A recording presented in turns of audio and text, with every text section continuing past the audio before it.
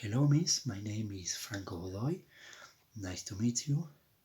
First of all, I will show you the chart that I made, and then I will explain about that.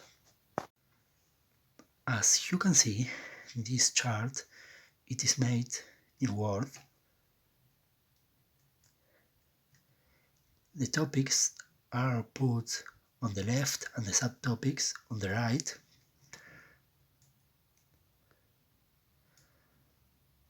Then I will explain the chart and other characteristics of an observation.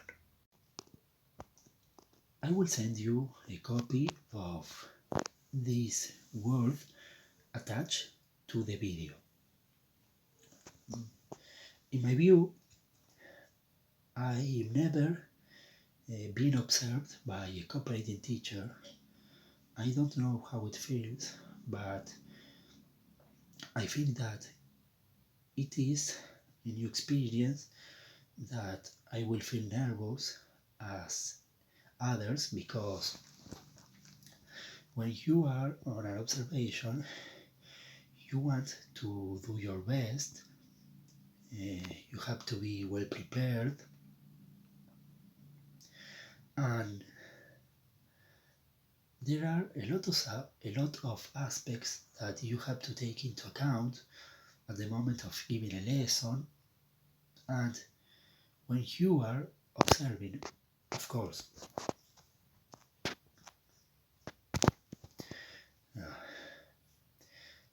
I think that being observed by a cooperating teacher than my classmate, it is a responsibility, because when I will be in the same place as a cooperating teacher, I will have to be quiet, to be relaxed, and to develop my lesson. Also, because you are not alone. There are a group of students you are working with, and the cooperating teacher will take notes about what aspects could be improved, what aspects couldn't work well, what aspects are successful, the methods and techniques that you are applying. So the cooperating teacher has an important role.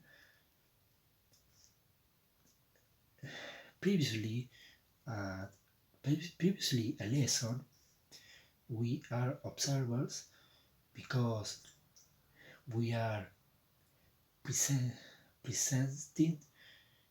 a class in which the teacher is developing his practice.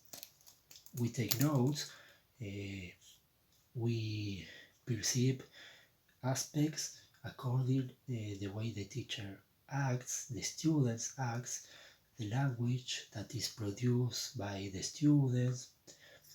Also, we learn about the interests, the motivations the students have, the methods and techniques the teacher apply. All these elements are essential to a practice teacher, because with the mix of these elements and the information obtained, the teacher develop his lessons or her lessons. So it is important to focus on the aspects that happen in the class. It is unlikely to observe all the things that happen in the classroom, because some aspects are easier to observe than others. For example, we can observe if the students work in group pairs, the management the teacher has in a classroom, but we can observe their motivations, their interests, the learning style that it is used. So some aspects will need uh, more time to be observed than others. At the moment of observing a lesson, there are some procedures to work with. For example, we have field notes, we have the follow-up conversation, and narrative summary. Each one has its own characteristics. For example, a field notes, it is a number of events that happen in the classroom. In general, it is similar to a timetable because it is presented the time the teacher arrives at the classroom and it finishes when the teacher leaves. And it is put all the things that take place during the classroom.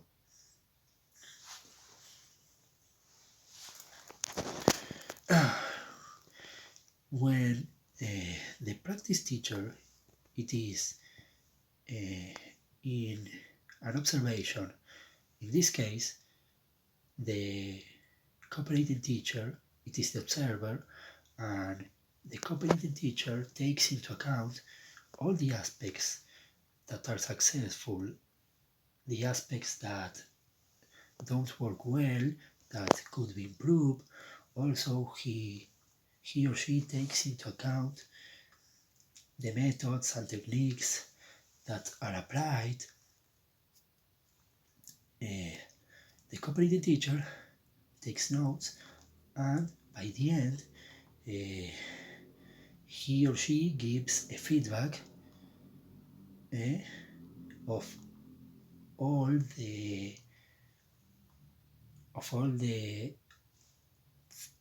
aspects or procedures that were observed in the lesson.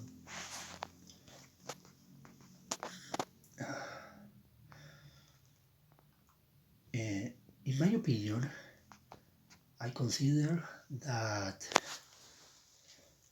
working with a cooperating teacher it is useful because you can learn a lot from watching them, as you learn how to solve problems that could be presented in a classroom that have to be solved. Also, from observing the teacher, you watch different strategies that are employed and all the elements that you observe, that you obtain from the observation, could be implemented in future observations.